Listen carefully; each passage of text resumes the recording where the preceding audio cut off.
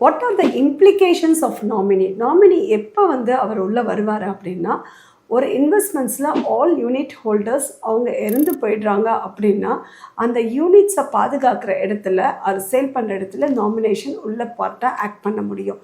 அந்த நாமினியாக உள்ள இன்வெஸ்ட்மெண்ட்ஸில் இருக்கவர் இவங்களுடைய ப்ராப்பர்ட்டிஸ், அந்த யார் இறந்து போனாங்களோ அந்த ப்ராப்பர்ட்டிஸுக்கு இவர் வந்து நாமினியாக இருக்கவர் உரிமை கொண்டாட கண்டிப்பாக முடியாது. அவர் அந்த அசட்ஸுக்கு தான் நாமினேஷனாக பண்ணியிருக்காங்களே தவிர அவருடைய ப்ராப்பர்ட்டிஸு கிடையாது. Nominee only act as a ஏஜென்ட்டாக. அவருடைய வேலை என்ன அப்படின்னா, அந்த நாமினி அந்தளுடைய யூனிட் ஹோல்டர்ஸ் உடைய யாராவது லீகல் ஏயர்ஸ் இருக்காங்க, அவங்களுக்கு ட்ரான்ஸ்ஃபர் ஆகணும்னா he is acted as a agent to transfer the units to the particular legal heirs. இதெல்லாம் நாமினியோடைய ரோலாக இருக்கும்.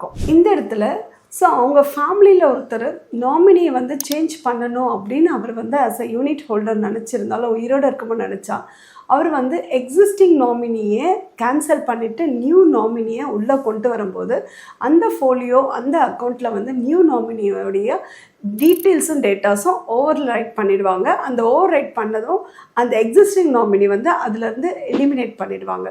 ஸோ இந்த ப்ராசஸ் எல்லாமே வந்து நாமினேஷன்ற இதில் அது இம்ப்ளிகேஷன்ஸை நீங்கள் நோட் பண்ணிக்க வேண்டியது. இதெல்லாம் உங்களுடைய இன்வெஸ்ட்மெண்ட்ஸ் அசட்ஸில் இருக்கா அப்படின்றத நீங்கள் ஒரு வாட்டி க்ராஸ் செக் பண்ணிக்கோங்க.